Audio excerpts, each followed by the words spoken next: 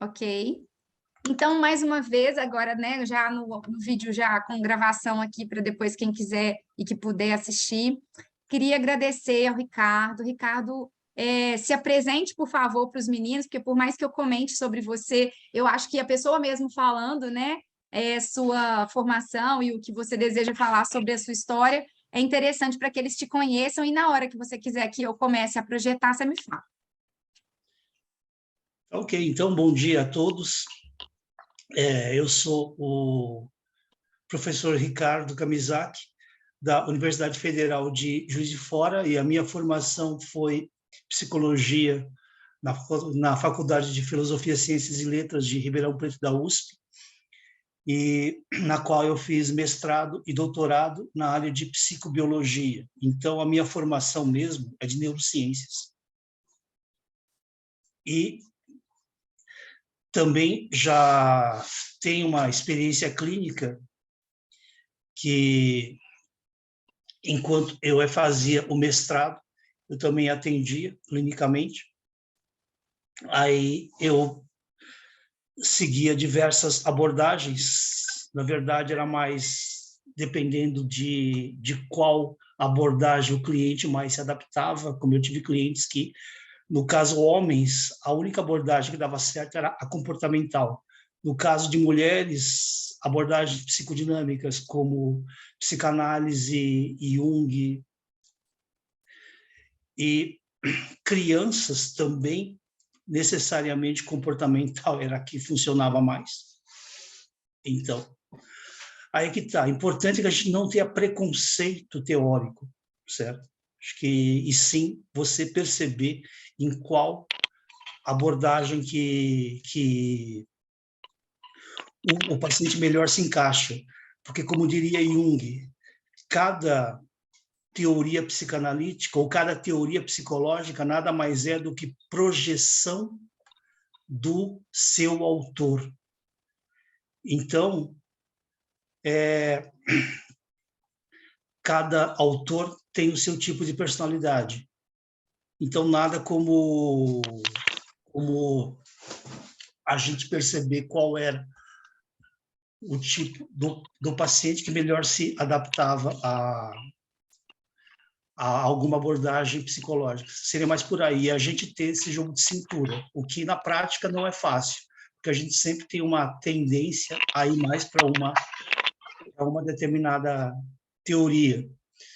E eu me identifico mais com Jung. Agora, isso não significa que o paciente tenha que se identificar com Jung. Por isso que é bom você conhecer o resto. Então, e aí você indo conforme a demanda pede. Foi mais por aí. E por que eu estou falando tudo isso? Para já, no caso, fazer um preâmbulo sobre o que nós vamos falar, que na verdade, seria sobre testes projetivos, mas antes de falar sobre testes projetivos, é importante que se fale da teoria, ou seja, da projeção. Então, Natália, por favor, se você já puder colocar o slide da projeção. Obrigado. Então, gente, por que eu falei de várias teorias? Porque, independente da teoria, essa projeção ocorre. E como assim? Qualquer relação, desde a mais profunda, que é a relação com famílias, com amigos íntimos, com relacionamentos íntimos, até relações bem superficiais, como a nossa relação com o atendente da padaria, envolve projeção. E vocês podem até falar, mas, Ricardo, projeção é da psicanálise, concordo com vocês. Foi a psicanálise que definiu projeção. Mas, independente dela ter definido, essa projeção ocorre independente da abordagem terapêutica. Então, no caso, projeção para a psicanálise pode ser mecanismo de defesa. Projeção para TCC, terapia cognitiva comportamental do Beck, pode ser crenças funcionais ou crenças disfuncionais. Projeção para comportamental do Skinner pode ser condicionamento. E assim por diante. Ou seja, porque projeção, na verdade, é um fenômeno. E fenômeno não tem teoria. Ou melhor, tem 500 teorias que explicam, mas projeção é um fato, certo? Então, seria mais por aí. Então, por favor, Natália, vamos para o próximo slide.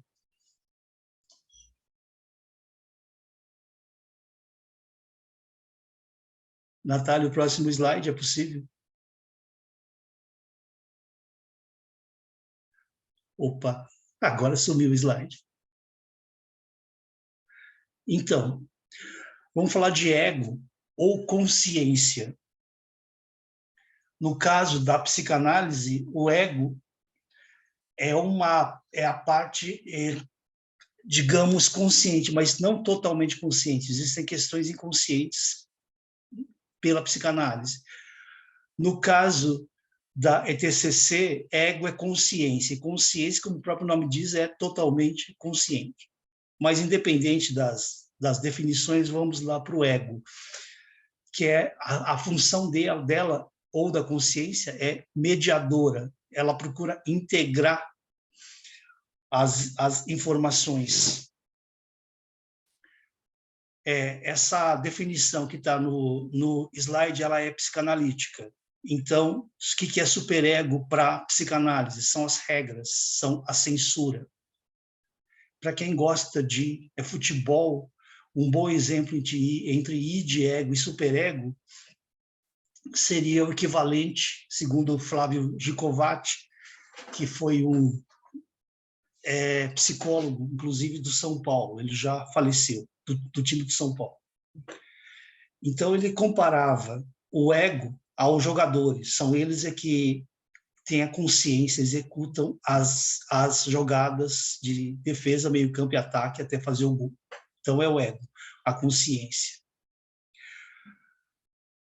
O superego seria o árbitro, o juiz. É ele que dá falta, é ele que dá impedimento. Ou seja, é ele que faz cumprir as regras. Ele é o superego. E o id é aquele desejo puro. Ou seja, quem é que é o desejo puro, que o time ganha. Não importa se é gol de mão, se está impedido, se fez falta ou não. Ou seja, é a torcida. A torcida seria o id. Então, acho que com esse exemplo, todo mundo deu para entender na prática o que é id, ego e superego. Né? E a instância id e superego seriam instâncias inconscientes, né? Sim, exatamente. Embora o ego também, segundo a psicanálise, ela é inconsciente. Se bem que o superego também tem uma parte consciente. Você sabe que tem coisa que você não pode fazer, certo? Então, por exemplo, eu marcar uma aula com você e não vir para a aula, isso seria o lance consciente. Né? O Tim Maia fazia muito isso em show. Ele marcava o show e faltava no show. Mas tudo bem. Ao contrário do id, que é fragmentado e com tendências independentes, o ego surge como uma unidade, uma instância psíquica que assegura a identidade da pessoa, ou seja, a consciência. Aliás, tudo veio do id. O ego surgiu do id e o superego também. Então, por favor, o outro slide. Eu estou percebendo que, às vezes, quando eu projeto sem vir à tela principal, ele não passa, mas para mim até já tinha passado. Agora apareceu a segunda, certo? Isso, os mecanismos de defesa.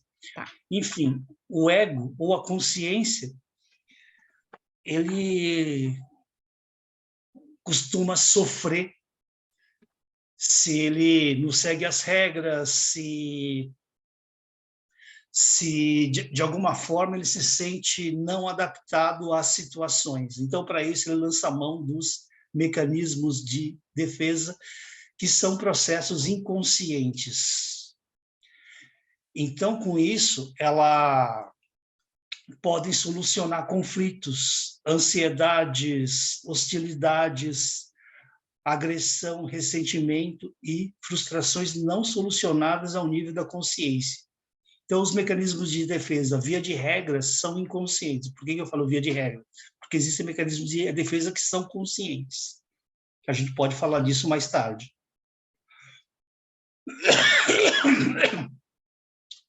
Então, esses mecanismos de defesa visam desenvolver a personalidade e tem como função defender, estabelecer compromissos entre impulsos conflitantes e aliviar tensões internas selecionadas inconscientemente e operando automaticamente.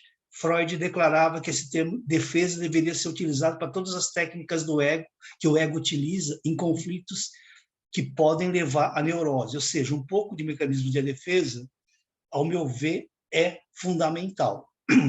Então, porque muitas vezes o teu impulso seria falar um palavrão ou coisa ou mesmo bater em alguém, mas você não pode fazer isso. Então, é bom que você segure a onda. Então, isso é um tipo de mecanismo de defesa. Agora, se você ficar o tempo todo utilizando o mecanismo de defesa, isso pode ter um efeito colateral chamado neurose, segundo Freud. Próximo slide, por favor.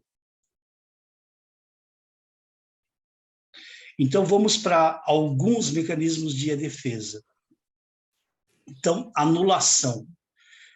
Mecanismo no qual invalida uma ação ou um desejo anteriormente válido, frequentemente usado por quem tem transtorno obsessivo. O pensamento geralmente é onipotente e não está relacionado com a realidade. Falando assim, parece algo assim bem abstrato. Agora vamos para o exemplo. Pessoa que bate 3 vezes na madeira para evitar álcool, para se livrar do pensamento. Então, hoje, pelo menos em Juiz de Fora, está um sábado com sol, que maravilha. Mas como ontem choveu, então será que vai chover hoje? Então você bate 3 vezes na madeira para que não chova, certo? O que bater na madeira tem a ver com você evitar chuva, gente? Nada. Então, mas isso tem a ver com superstição. Mas o fato de você bater 3 vezes na madeira te dá um alívio. Não que vai evitar chuva, mas pelo menos parece que você fez alguma coisa para que a chuva não venha. Negação é outro mecanismo muito usado. Provavelmente é o mais simples e mecanismo direto. É recusa da pessoa em aceitar a existência de uma situação penosa, demais para ser tolerada. O indivíduo dá como inexistente um pensamento ou sentimento que, se ele admitisse, causaria grande angústia. Esse mecanismo é precessor de diversos outros mecanismos de defesa, como a projeção. Exemplo, a pessoa não acredita que o cônjuge faleceu. Então, de repente, um ente querido seu morre. Você acaba de ter a notícia. A primeira coisa que você fala é: eu não acredito que fulano morreu. Isso é uma negação. Ou o que está muito presente na vida de vocês, quando vocês tiram notas baixas. Espero que isso dificilmente ocorra, mas quando tira nota baixa, não é possível que eu tirei essa nota. Entende que isso é uma negação de novo? Eu achei que eu tinha ido tão bem na prova, mas aí veio a nota, simplesmente a casa cai. Então, esse é outro exemplo de negação. Próximo slide, por favor.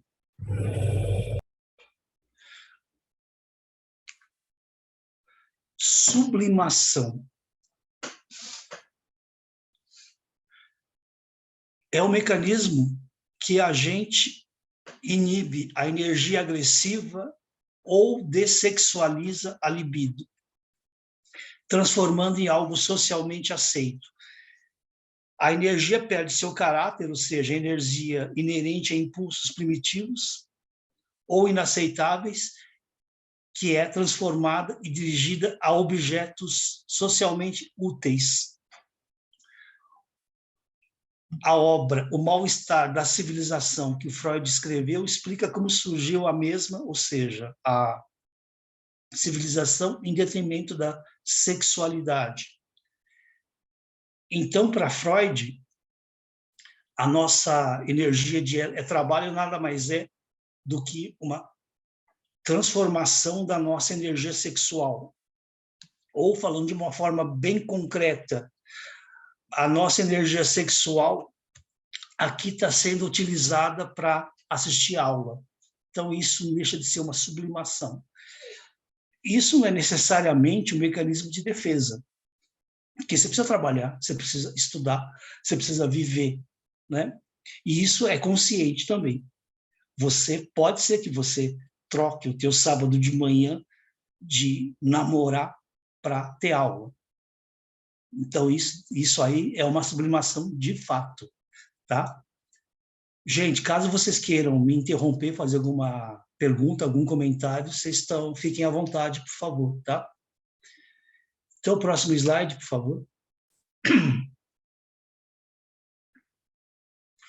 Repressão, também conhecido como recalque, é um mecanismo que consiste em manter afastada da consciência alguma ideia penosa. Então, tem dois tipos de repressão. A primária, que é inconsciente, e equivale à negação secundária. Ou seja, você nega tanto um fato que você reprime, ou você recalca. E isso fica inconsciente. E posso dar o exemplo de um paciente que, quando ele era criança, ele perdeu a mãe. Ele não quis chorar na morte da mãe. Vai saber por que motivo, mas ele não chorou na morte da mãe. Isso foi reprimido, isso foi recalcado. Quando finalmente, em terapia, ele pôde reviver todo o sofrimento da perda da mãe, ainda mais que ele devia ter uns 8, 9 anos de idade, ou seja, criança perder mãe, aliás, perder mãe em qualquer idade é complicado. Criança ainda piorou. Eu posso dizer que ele chorou igual criança. Ele tinha cerca de 30 anos na época. Mas sabe o que é chorar que nem bebê? E aí ele finalmente pôde colocar para fora esse sofrimento. E segundo ele conta, a partir desse momento parecia que tinha saído um peso das costas dele. Então isso seria repressão inconsciente, que a terapia tornou consciente, e quando ele finalmente admitiu que ele não chorou na morte da mãe, eu falei, bom, então é isso mesmo. Aí a gente fez ele reviver todo o momento da mãe, da morte da mãe. Então, não é fácil, mas a gente tem que colocar a consciência, as coisas que a gente reprime. Então, isso seria uma repressão inconsciente, um recalque que a terapia torna consciente. E a segunda, que é consciente, na qual o indivíduo sabe que algo está ameaçando, mas evita de qualquer forma que tal conteúdo venha à consciência. Aí o exemplo é bem mais tranquilo. Eu, por exemplo, não sou chegado a limpar a casa. Sinceramente, não é a minha praia. Então, sempre que eu vejo alguma coisa da minha casa que está suja, eu faço questão de virar a cara, certo? Falei, o que é isso? Deixa de ser uma negação, certo? Até que eu ligo para menina que limpa a casa. Você pode vir dia tal? Aí eu ouço lá de fora, vê se tava vergonha na cara, Ricardo. Faz um mês que você não me chama. Eu mereço. Mas isso é o quê? Isso é uma repressão consciente. Um outro exemplo, um outro mecanismo de defesa, racionalização. é um dos mais comuns mecanismos planejados para manter o respeito próprio e evitar o sentimento de culpa. Constitui um mecanismo que visa a um propósito útil e até o ponto que conduz à autoproteção e ao conforto psíquico. O sujeito cria uma justificativa falsa para não reconhecer a justificativa verdadeira. Eu posso dar o exemplo de um aluno que ele veio reclamar a nota dele comigo.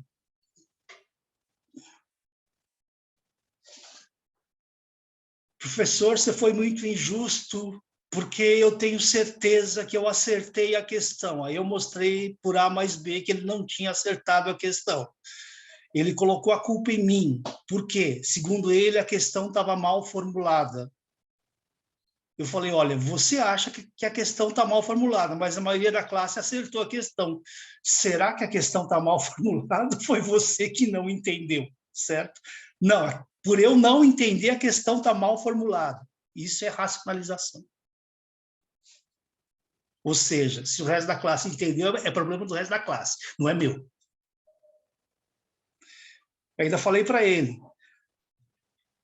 antes da prova, eu costumo perguntar, alguma dúvida? Vocês entenderam as questões? Ninguém falou nada. Então, lógico que entenderam as questões. Pelo menos a gente intui que entendeu. Né? Mas... Ou um outro exemplo de racionalização é aquela história da raposa e das uvas, que a raposa queria muito pegar as uvas que estavam lá no topo da videira. Ele tentou uma vez, não conseguiu, tentou outra vez, não conseguiu, tentou outra vez, não conseguiu, desistir e falou, as uvas estão verdes mesmo. Ou seja, aquilo que ele mais queria, por ele não conseguir, ele tende a desdenhar. Então, esse é outro mecanismo de defesa para quê? Para evitar sofrimento. Tá, gente? Outro slide, por favor. Oi, pode falar. Ricardo, para esse link, faltam 5 minutos para a gente poder encerrar. Mas aí a gente aproveita o tempo que tiver e assim que cair, a gente já sabe que é o link 2. Tá jóia, então. Beleza. Próximo, regressão. Esse é outro mecanismo de defesa que é relativamente comum também. Retorno a atitudes passadas que provavam ser seguras e gratificantes, às quais a pessoa busca voltar para fugir a um presente angustiante. Devaneios e memórias que se tornam recorrentes, repetitivas. Exemplo, uma abordagem infantil e imatura do mundo que pode ter permanecido latente por muitos anos e pode ser despertada por uma experiência ou situação frustrante na fase posterior. Por exemplo, vocês já viram adulto fazendo birra, adulto fazendo pirraça, como eu já vi isso em restaurante, não sei por quê, segundo esse cliente, a comida demorou muito para vir, e quando veio ele falou, agora eu não quero mais, e foi embora, certo? Eu não sabia se eu ria ou se eu chorava. Mas isso é uma regressão. Esse camarada devia ter pelo menos uns 50 anos pela aparência dele. Então, isso é o quê? É pirraça pura. Criança que faz isso. Só que aí ele regrediu. Um outro caso agora em terapia, que eu achei bem interessante, que uma senhora, ela devia ter os seus 60 anos. Isso aconteceu na minha época de aluno, que ela conta, e até trazia fotos, na época não tinha internet, não tinha Facebook, não tinha nada, anos 90, mas ela trazia fotos dela jovem, e realmente ela era muito bonita. Mas com 60 anos ela não estava bonita, vamos ser bem claros, ela estava feia, para usar o português correto. Ela estava feia, mas ela tinha essa memória de que ela foi bonita. E, de fato, pelas fotos... Lembra? Não sei se vocês conhecem a atriz Cláudia Cardinali, que é uma atriz italiana. Era muito bonita. É que não é da época de vocês, mas é da época dela, e minha também. E ela lembrava a Cláudia Cardinale, mas agora, agora não, na época, ela já não deixou de ser a Cláudia Cardinale. Mas seria o, digamos, equivalente a ser Gisele Bündchen virar Dercy Gonçalves, vocês entenderam agora, né? Quer dizer, uma Dercy Gonçalves, que foi Gisele Bündchen, realmente é complicado. Mas ela tinha esse lance de regressão, de que ela era bonita e na cabeça dela ela continuava bonita, embora ninguém fala que a Dercy Gonçalves é bonita. Então, esse é outro exemplo de regressão. Então, qual era o intuito da terapia? Fazer ela voltar para a realidade, ou seja, para a época atual. Mas por que é um mecanismo de defesa? Porque era a época que ela era admirada. A época que ela, segundo ela não falava, eu era cobiçada pelos homens. Né? Então, esse é outro exemplo de regressão. Formação reativa. Mecanismo pelo qual a pessoa vai expressar uma tendência oposta ao que estava expresso anteriormente. É um traço de caráter que representa o oposto do que seria naturalmente esperado. Um traço desenvolvido para manter a repressão desses impulsos e para negar e mascarar tendências da personalidade que existiram de uma forma oculta. Exemplo, a pessoa ela quer agredir o outro, mas o que ela faz? Ela o abraça. Aí a gente pode ter como exemplo o último debate. Vocês viram que o Bolsonaro segurou o Lula no ombro. Na verdade, o que o Bolsonaro queria fazer era dar um soco no Lula. Então, isso é um exemplo de formação reativa. Você faz o oposto. Ou como algumas pessoas, né, que desejam muito uma pessoa e fala que odeia aquela pessoa. Odeia nada, você ama aquela pessoa, só que você não... Só que você sente falta coragem para você ir lá e se declarar para ela. É isso.